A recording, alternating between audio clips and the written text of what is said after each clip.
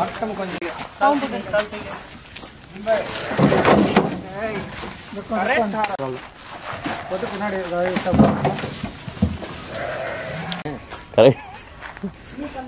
இந்த ரெண்டு எவ்வளோ வாங்கினீங்க?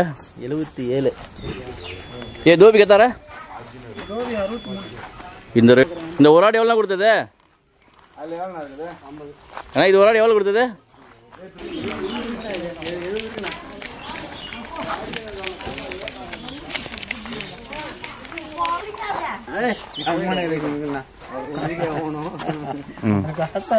சூப்பராண்ணா. என்னங்கண்ணா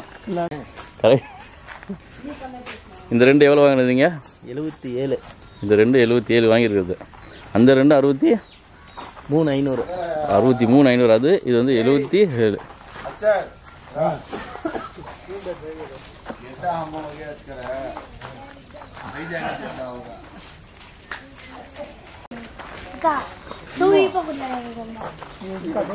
இந்த ஒரு ஆடு எவ்வளோ கொடுத்தது?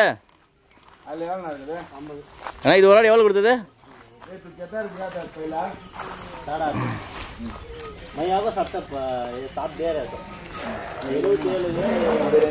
ஏன்னா இது 33 கொடுத்ததா? 33. ஏன் காது மாட்டிக்கிச்சா? விளையாடுறது அவர்கிட்ட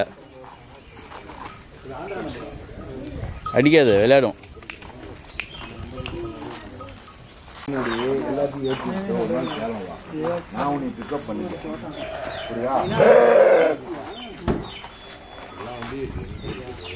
ஏ தோபி கத்தார இந்த ரெண்டும் 63,000. இவர்கிட்ட வாங்கியிருக்கிறது பாபன் ஆடு ரெண்டும்.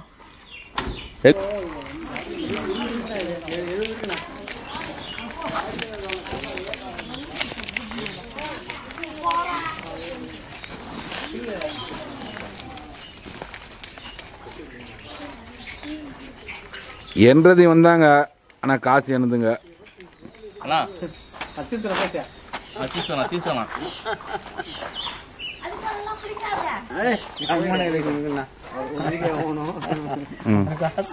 சூப்பராண்ணா. என்னங்கண்ணா? அஸ்ஸலாமு அலைக்கும் வரஹ்மத்துல்லாஹி வபரகாத்துஹு. ஹாய் ஃப்ரெண்ட்ஸ், எல்லாம் எப்படி இருக்கிறீங்க? அல்ஹம்துலில்லாஹ். இப்போ பார்த்தீங்கன்னா நம்ம ஆர்ஆர்பி ஃபார்ம், நம்ம பாபனா ஃபார்மில் இருந்து 5 ஆடு வாங்கியிருந்தோம். நம்ம சுஹேலுக்கு 2 ஆடும், அர்ஷத்துக்கு 2 ஆடும், பைஜானுக்கு 1 ஆடு, டோட்டல் 5 ஆடு வாங்கியிருந்தோம். இந்த 5 ஆடுக்குமே பணம் செட்டில்மெண்ட் ஃபுல்லாக கொடுத்துட்டு, ஃபஸ்ட்டு பார்க்க வரும்போது அட்வான்ஸ் மட்டும் தான் கொடுத்துருந்தோம். அதுக்கப்புறம் ஃபுல் செட்டில்மெண்ட் இப்போ கொடுத்துட்டு, அங்கே பார்த்தீங்கன்னா இந்த ஒரு ஆடு இன்னும் சேல் ஆகாமல் இருந்துச்சு. கொஞ்சம் வெள்ளை கலர் குட்டி, கொஞ்சம் ரொம்ப சின்னதாக இருந்துச்சு, இன்னும் யாரும் வாங்காமல் இருந்தாங்கன்னு நினைக்கிறேன். இன்னும் சேல்ஸ் ஆகலை அப்படின்னாரு. அது மேக்ஸிமம் 22 வரைக்கும் கேட்டோம். 20 கேட்டோம், 22க்கும் கேட்டோம். 22க்கு மேலே கொடுக்க மாட்டேன்ட்டார். அவர் 25க்கு மேலே சொன்னார். சரி அப்படின்னு விட்டுட்டோம். எல்லாம் பணம் எண்ணி கொடுத்து அவரையும் எண்ணிக்க சொல்லி எல்லாம் கரெக்டாக பார்த்து பேசி ஃபுல்லாக முடிச்சிட்டோம். இந்த 2 ஆடு தான் நம்ம சுஹேல்து. இந்த 2 ஆடு தான் 63,500. இந்த 2 ஆடுமே அல்ஹம்துலில்லாஹ். எப்படி இருக்குன்னு பார்த்து சொல்லுங்கள். அந்த பக்கம் இருந்து முன்னாடி கேட்டிருப்பீங்க, அது 2 77. அந்த ஒரு ஆடு மட்டும் 33. மொத்தம் 5 ஆடு. நம்ம ஏற்கனவே அட்வான்ஸ் கொடுக்கும்போது பார்த்திங்கன்னா சிகப்பு கலர் பெயிண்ட் வச்சோம் காதுக்கு பின்னாடி, கொம்புலெல்லாம். மேக்ஸிமம் இப்போ வாங்க வரும்போதும் அந்த கொம்புக்கு பின்னாடியே, இந்த கொம்பில் காதுக்கு பின்னாடி பெயிண்டெல்லாம் வச்சதெல்லாம் கரெக்டாக இருக்குதா, நம்ம செலக்ட் பண்ண ஆடு இது தானா அப்படின்னு கரெக்டாக பார்த்து நல்லா கொஞ்சம் ஊருக்கு கொண்டு போகிறோன்னா தண்ணி எண்ணி ஊற்றி நல்லா பளிச்சுன்னு வைனா அப்படின்னு சொல்லலாம். சூப்பராக ஆனால் தண்ணி எண்ணி ஊற்றி சூப்பராக பலன்னு வச்சுட்டாரு. ஆடு பார்த்திங்கன்னா நல்லா ஃப்ரெஷ்ஷாக இருந்துச்சு. மாஷால்லா பார்க்குறதுக்கு நல்லா சூப்பராக இருந்துச்சு. இன்னொரு ஆடு சேல்ஸ் ஆகாமல் இருந்துச்சு. சரி அதையும் விலை பேசலாம் அப்படின்னு ஏற்கனவே வாங்கின ஆடும் அதுவும் பக்கத்தில் நிற்க வச்சு பார்த்தோம். எது பெருசாக இருக்குது, எது சின்னதாக இருக்குது, இப்படி அப்படின்னு விலை கேட்டோம். ஆனாலும் விலை செட் ஆகலை. மேக்ஸிமம் இன்னொரு 4-5 மட்டும்தான் சேல்ஸ் இருக்குதுன்னு சொன்னார். இப்போ என்னன்னு தெரியல. நாம் போய் எடுத்துகிட்டு வந்து ஒரு 2-3 நாள் ஆயிடுச்சு. இப்போது ஒரு ஆடாக எடுத்து மேலே ஏற்றிட்டுருக்குறோம். அண்ணன் நம்ம போகும்போது என்ன பண்ணோம்னா, நம்ம சேலத்துலேருந்தே ஒரு மினிடோர் வண்டி வாடகை பேசிட்டு போயிட்டோம். எப்படியோ ஏற்கனவே பார்த்து பேசி அட்வான்ஸ் கொடுத்துட்டோம். அதனால் இப்போ எடுத்துகிட்டு வர்றது தான். நாம் ஒரு கார்லேயும் ஆடு வைக்கிறதுக்குன்னு ஒரு மினிடோர் வண்டியும் தோஸ்து அண்ணன்டே வாடகை பேசி நல்லா சூப்பராக அண்ணன் பரவாயில்ல நம்மளுக்கோசரம் ரொம்ப நேரம் வெயிட் பண்ணி கரெக்டாக ஆடெல்லாம் கட்டி நல்லா பாதுகாப்பாக பொறுமையாக ஓட்டிகிட்டு வந்தார். அண்ணன் டிரைவர் என்ன நம்ம வீடியோ பார்க்குறாரா இல்லையான்னு தெரியல. அவருக்கு நம்மகிட்ட யூடியூப் சேனல் இருக்குதுன்னா நம்ம சொல்லலை. இருந்தாலும் அப்பப்போ வீடியோ பிடிச்சிட்டு பார்த்துக்கிட்டே இருந்தார். இப்போ ஒரு ஆடு ஏற்றியாச்சு. இது பார்த்திங்கன்னா 2வது ஆடு. ஒரு ஆடு மேலே அவரே பாபுன் அப்பாவே நீங்கள் கட்டினா அந்த தோதா கரெக்டாக கட்டுவீங்க, பசங்க சரியாக கட்ட மாட்டாங்கன்னு அவரே மேலே ஏறி வச்சு அவரே ஏறி நல்லா சூப்பராக இந்த பக்கம் ஒரு ஆடு, அந்த பக்கம் ஒரு ஆடு, இந்த பக்கம் தலை தெரியுற மாதிரி ஒரு ஆடு, அந்த பக்கம் தலை தெரியுற மாதிரி ஒரு ஆடு, கொஞ்சம் மாற்றி மாற்றி கட்டி கரெக்டாக 5 ஆடுமே ஒன்றுக்கு ஒன்று இடிக்காத மாதிரி. ஏன்னா கிட்டத்தட்ட இங்கேருந்து நம்ம சேலத்துக்கு ஒரு 250 கிலோமீட்ரு. 250 கிலோமீட்டர் நல்லா பாதுகாப்பாக நல்லபடியாக போகணும். இது 5 மட்டும் இல்லை, மறுபடியும் இங்கேருந்து அடுத்தது பார்த்திங்கன்னா யுவராஜ் நாயுடு சார்கிட்ட போவோம். அங்கே பார்த்திங்கன்னா அங்கே ஒரு 4 ஆடு இருக்குது. அங்கே நம்ம நதீமுது 2 ஆடு, நம்ம பாஷா பைது 2 ஆடு, டோட்டல் 4 ஆடு இருக்குது. நெக்ஸ்ட் வீடியோவில் இன்ஷால்லா அந்த வீடியோவை பார்க்கலாம். இப்போ இந்த ஆர்ஆர்பி ஃபார்மில் எடுத்தது 5 ஆடு மட்டும் இந்த வீடியோவில் கனெக்ட் பண்ணியிருக்கிறேன். நெக்ஸ்ட்டு வீடியோவில் இன்ஷால்லா இந்த நாயுடு சார்கிட்ட வாங்கின 4 ஆடு அவர்கிட்ட என்ன விலைக்கு வாங்கணும் அப்படின்னு அதையும் விலையும் சொல்லி அந்த ஆட்டையும் காட்டி அங்கே எடுத்து வேனில் போட்டதையும் இன்ஷால்லா நெக்ஸ்ட் வீடியோவில் பார்க்கலாம். இப்போ பார்த்திங்கன்னா கிட்டத்தட்ட ஒரு 4 ஆடு ஏற்றியாச்சுன்னு நினைக்கிறேன்.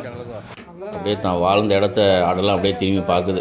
ஒரு பழைய நினைவுகள்னு சொல்லுவாங்கள்ல, அந்த மாதிரி பார்க்குறது நல்லா இருந்துச்சு, ரொம்ப ஃபீலிங்காக இருந்துச்சு. இந்த ஆட்டுக்குடி கடைசியும் தரவே இல்லை, ஓகேன்னு விட்டுட்டோம். அதுக்கப்புறம் நாம் எங்கே போனாலும் சரி நம்ம மாங்காவை நம்ம கண்ணில் பார்த்துட்டா சும்மா இருப்போம். பையனை மேலே ஏறுப்பா தம்பி, கொஞ்சம் இருக்கிறதுலே பெரிய பெரிய மாங்காய் எதுன்னு பாட்டு பிச்சு கொடு அப்படின்னு சொல்லி, என்னதான் ஒரு மாங்காய் 1 கிலோ 40 ரூபா 50 ரூபா அப்படின்னு விற்றாலும், காசு போட்டு அந்த மாங்காய் வாங்கி சாப்பிட்டாலும், இந்த மாதிரி காசு கொடுக்காம மரத்தில் பிச்சு சாப்பிட்ற டேஸ்ட்டே தனி தான். இது கூட மாங்காய் மரத்துக்கு சொந்தக்காரரை பிச்சு தந்து சாப்பிட்றத விடையும் அவருக்கு தெரியாமல் பிச்சு சாப்பிட்றது தான் இன்னும் டேஸ்ட் அதிகம்னு சொல்லுவீங்க. உங்கள் மைண்ட் வைஸை கேட்ச் பண்ணிட்டேன். ஆமாங்க, அதே மாதிரி தான். அந்த மாதிரி சாப்பிட்டா ரொம்ப நல்லா தான் இருக்கும். ஆனால் சண்டைக்கு வந்துடுறாங்க ஒரு சிலர். அதனால் பார்த்து ஜாக்கிரதையாக பிச்சு சாப்பிட்டுக்கோங்க. சண்டை வராத மாதிரி 1 2 மட்டும். அதிகமாக பிச்சா சண்டை கண்டிப்பாக வந்துடுவாங்க.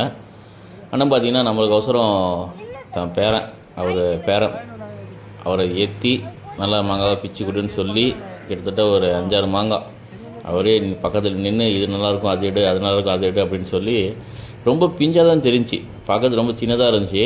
ஆனாலும் அது அறுக்கும்போது தான் தெரிஞ்சு டேஸ்ட்டும் சரி பழமும் சரி நல்லா சூப்பராக இருந்துச்சு. மாஷல்லா. அண்ணனோட ஆடு மட்டும் தான் சூப்பராக இருக்குன்னு நினச்சோம். அந்த ஆட்டு பண்ணையிலேயே இருக்கிற மாமரம், அந்த மாமரத்தில் வர மாங்காவும் வேறு லெவல் இருந்துச்சு. அதுங்க கத்தி எடுத்து நம்மளுக்காக இப்படி அப்படின்னு அறுத்து அவர் ஸ்டைலில், மேக்ஸிமம் நம்ம அறுத்துக்கிறா இருந்தால் வேறு மாதிரி அறுப்போம், அவர் கொஞ்சம் வேறு மாதிரி அறுத்தார். ஆனால் அறுத்து கரெக்டாக பீஸ் துணி கரெக்டாக எடுத்து இங்கே மாதிரி எவ்வளோ நான் நினச்சேன் ரொம்ப காயாக இருக்கும், ரொம்ப பிஞ்சாக இருக்கும்னு நினச்சேன். கலர் பாருங்களேன், நல்லா சூப்பராக அந்த எல்லோ ஷேடு, அந்த படுத்த ஷேடு மாதிரி நல்லா இருந்துச்சு. கொஞ்சம் கூட புளிப்பே இல்லை. இருந்தாலும் அவர்கிட்டே சொல்லி கொஞ்சம் மிளகா அப்படி போட்டு கொண்டு வாங்க அப்படின்னு சொல்லி உப்பு மிளகாத்தூளும் போட்டு சும்மா பார்க்கும்போதே இப்போ மறுபடியும் பேசும்போது எச்சி வருது. ஓகே சாப்பிட்டு சூப்பராக கிளம்பிட்டோம். இது பார்த்திங்கன்னா பைப் லைன் செட் பண்ணியிருக்கிறாரு. ஏன்னா மேலே ஷீட்டு போட்டிருக்காரு, அட்டை ஷீட்டில் ரொம்ப ஹீட் இறங்கும். ஆடுங்களுக்கு ரொம்ப ஹீட் செட் ஆகாதுங்கிற காரணத்தினால அதுக்குன்னு ஒரு தனியாக மோட்ரு வாங்கி மோட்ரு செட் பண்ணி அதுக்கு பைப் லைன்லாம் இழுத்து மேலே அந்த வயலுக்கெல்லாம் இந்த பக்கம் அந்த பக்கம்லாம் பீச்சு அடிச்சுக்கிட்டே இருக்கும்ல, மாற்றி தண்ணி அடிச்சுக்கிட்டே இருக்கிற மாதிரி வயல் செட் பண்ணுவாங்கள்ல, அந்த ஒரு கேட் வால் மேலே செட் பண்ணியிருக்காரு. கிட்டத்தட்ட ஒரு 3-4 இடத்துல அது செட் பண்ணியிருக்காரு. சுவிட்சை போட்டுவிட்டா தண்ணி அடிச்சுக்கிட்டே இருக்கும். அந்த அட்டை ஷீட்டு கொஞ்சம் ஈரமாக இருக்கும். ஈரமாக இருந்தால் என்ன இருக்குன்னா அவ்வளோவா வெயில் ஹீட் இறங்காமல் இருக்கும் கீழே. இது ஒரு சூப்பர் ஐடியா. நீங்கள் உங்கள் ஆட்டு பண்ணையில் இந்த மாதிரி அட்டை ஷீட்டு போட்டிருந்தீங்கன்னா இந்த மெத்தட் நீங்களும் ஃபாலோ பண்ணுங்கள். என்ன ஒரு மோட்ரு செலவு, பைப் லைன் கொஞ்சம் ரொம்ப கம்மி தான். இருக்க செலவுன்னு பார்த்தீங்கன்னா அந்த மோட்ரு செலவு மட்டும் தான் அதிகம். ஆனால் ரொம்ப ஹீட் இறங்காமல் நல்லா சூப்பராக இருக்கும், ஆடு ஒன்றும் ஆகாமல் இருக்கும். ஓகே ஃப்ரெண்ட்ஸ், நெக்ஸ்ட் வீடியோவில் மீட் பண்ணலாம். தேங்க்யூ.